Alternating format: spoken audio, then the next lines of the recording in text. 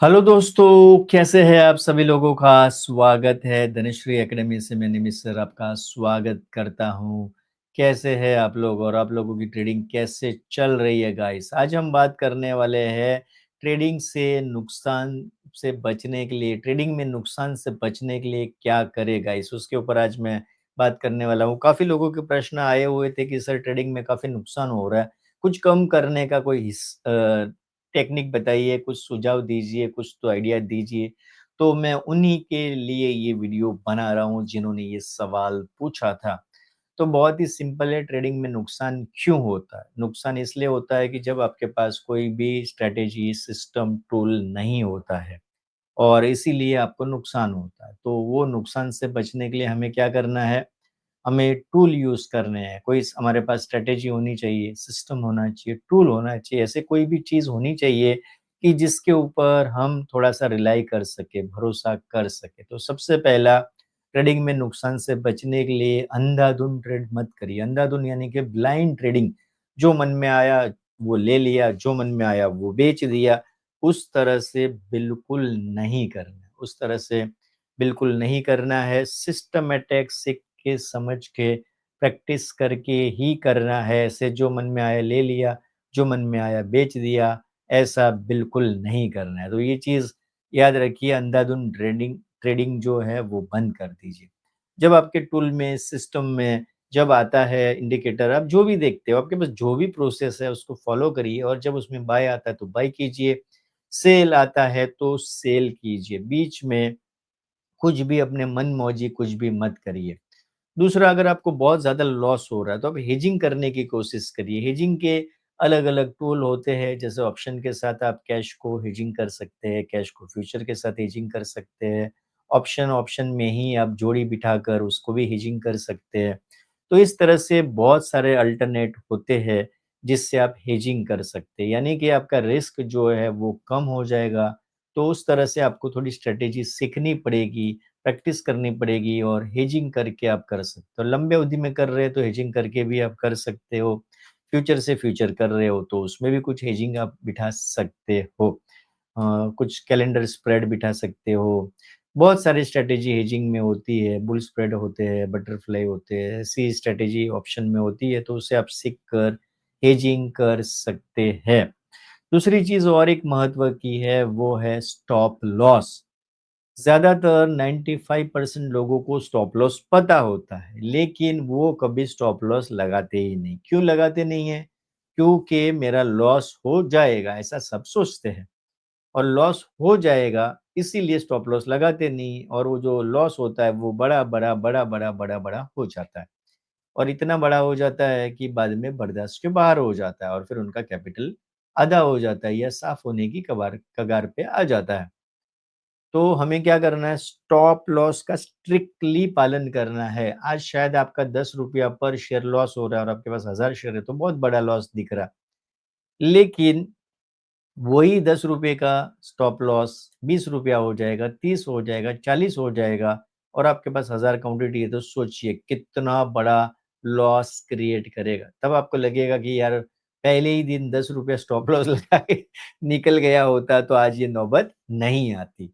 तो इसलिए हमें क्या करना है, स्टॉप लॉस स्ट्रिक्टली, स्ट्रिक्टली का मतलब होता है स्ट्रिक्टली, रोबोट रोबोट बन जाइए और स्टॉप लॉस लगाइए। तो नुकसान आपका कम होगा। हो सकता है कि आज 10% आपका नुकसान हो रहा है, बहुत बड़ा लग रहा है, लेकिन वही 10% जब 20%, 30% हो जाएगा, तो बहुत ज़्यादा नुकसान होगा। तीसरी चीज़ मैं आपको बता रहा हूँ गाइस, जो बहुत ही इम्पोर्टेंट है, वो है स्टॉप लॉस को एडजस्ट कर लीजिए। यानी कि कभी आपको लगता है कि ये शेयर गिरते जा रहा है, गिरते जा रहा है, जो आउट ऑफ कंट्रोल, सुबह से इसकी धुलाई हो रही है ये ट्रेडिंग के अंदर, तो फिर आपको थोड़ा-सा स्टॉप लॉस एडजस्ट कर लेना चाहिए। ऐसा नहीं हो करना चाहिए कि बस पकड़ के मैंने एक बार बोला ना, तो मैं उसके बाद अपनी भी नहीं सुनता हूँ। ऐसे डायलॉग बाजी से दूर रहो। बहुत लोग ऐसा करते हैं, अरे मैंने एक बार स्टॉप लॉस रख दिया, बस अब देखा जाएगा। तो इतने भी स्ट्रिक्ट मत बनो, जब आपको दिख रहा है कि कोई शेयर कंटिन्यूअसली नीचे, नीचे, नीचे की तरफ जा रहा है, तो आपको एग्ज़िट कर लेनी चाहिए। तो क्या कर लेना चाहिए? एग्ज़िट कर लेनी चाहिए जितना जल्द हो, क्योंकि आपको पता है कि कंटिन्यूअस गिर रहा है तो और उसमें पैसे बिगाड़ने का क्या मतलब है? तो स्टॉप लॉस को एडजस्ट करना भी सीखिए। ये हर बार कामयाब नहीं होता, बट बहुत केस में आप कामयाब हो सकते हो। और एक चीज़ याद रखिए कि ट्रेडिंग में आपके पैसे जा रहे हैं, तो और एक कारण होगा कि आपने सारे शेयर्स एक ही इंडस्ट्री से या एक ही सेक्टर से लिए होंगे। तो बिल्कुल ऐसा मत करिए, आप अलग-अलग इंडस्ट्री से शेयर खरीदिए, अलग-अलग कंपनियों के शेयर खरीदिए। हमारे एक स्टूडेंट थे, मैंने कहा कि थोड़ा डाइवर्सिफ़ाई करके इन्वेस्ट करिए, तो उन्होंने क्या किया, एक ही बैंक का शेयर ले लिया, दूसरी बैंक का ले लिया, तीसरी बैंक का ले लिया, चौथी अरे मैंने बोला ये क्या किया? बोला आपने तो कहा था कि अलग-अलग लीजिए, मैंने सारे बैंकों के अलग-अलग ले लिए। पर भाई सेक्टर तो एक ही हो गया, अगर बैंकिंग गिरेगा तो सारे गिरेंगे, बैंकिंग बढ़ेगा तो सारा बढ़ेगा, तो रिस्क आपका बहुत हाई हो जाएगा।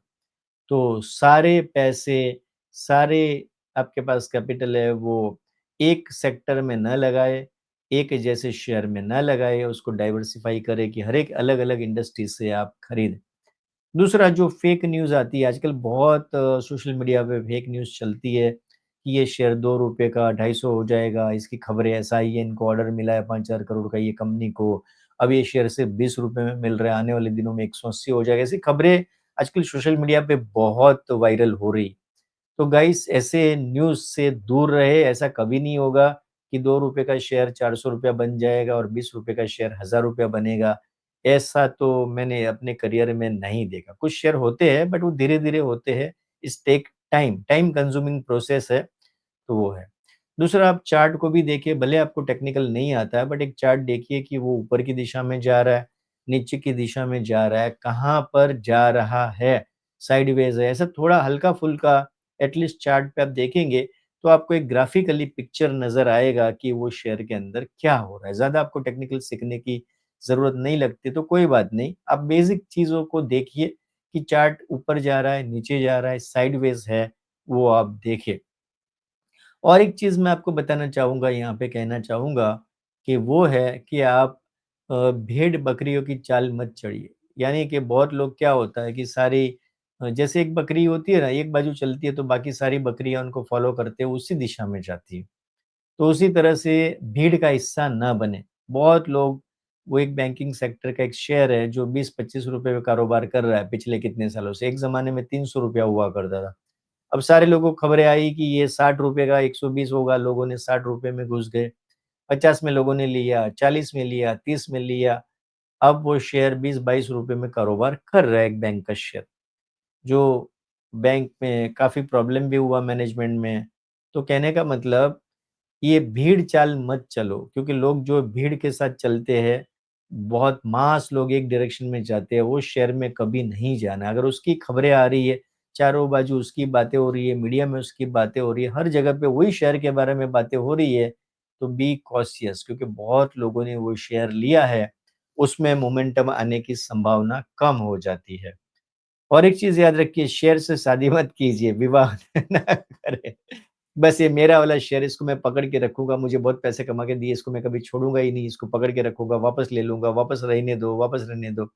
ऐसा मत करिए क्योंकि हर एक शेयर का, हर एक इंडस्ट्री का एक साइकिल होता है, 5 साल, 10 साल और उसके बाद में वो क्या होता है, वो डाउन ट्रेंड की ओर आता है, या तो चलना बंद हो जाता है, रुक जाता है। तो गाइस एक शेयर के साथ शादी करके ना रहे, 2, 4, 5, 10 शेयर्स अलग-अलग इंडस्ट्री के लिए, जब वो कुछ साल नहीं चलता तो उसे छोड़ दीजिए, फिर नए शेयर में एंट्री करिए, यानी कि शेयर्स के साथ शादी ना करें। और रिस्क कितना लेते हैं वो बहुत ज़रूरी है गाइस, लेकिन रिस्क के साथ एक शब्द ऐड कर दीजिए, कैलकुलेटेड रिस्क लीजिए। अगर आप कैलकुलेटेड रिस्क लेंगे, तो हो सकता है कि आप बहुत ज़्यादा नुकसान में ना जाएँ, तो कैलकुलेटेड रिस्क लीजिए। तो गाइस मैंने आपको कुछ आज बात की है कि ट्रेडिंग में नुकसान होने से बचने के लिए कुछ बातें की है, तो आप इसका पालन करें और देखें कि आपकी लाइफ में कितना बदलाव आता है। मुझे कमेंट करें, मुझे बताएँ। यदि आप शेयर बाज़ार सीखना चाहते हैं, तो आइए शेयर मार्केट में जहाँ पे ऑनलाइन, ऑफलाइन कोर्स सिखाते हैं, डिस्क्रिप्शन में लिंक है, उससे आप कोर्स बाय कर सकते हैं। तो आइए सीखिए, समझिए, प्रैक्टिस कीजिए और बाज़ार में आगे बढ़िए। तो आज के लिए इतना ही, फिर नए वीडियो में मिलेंगे guys. Thank you very much.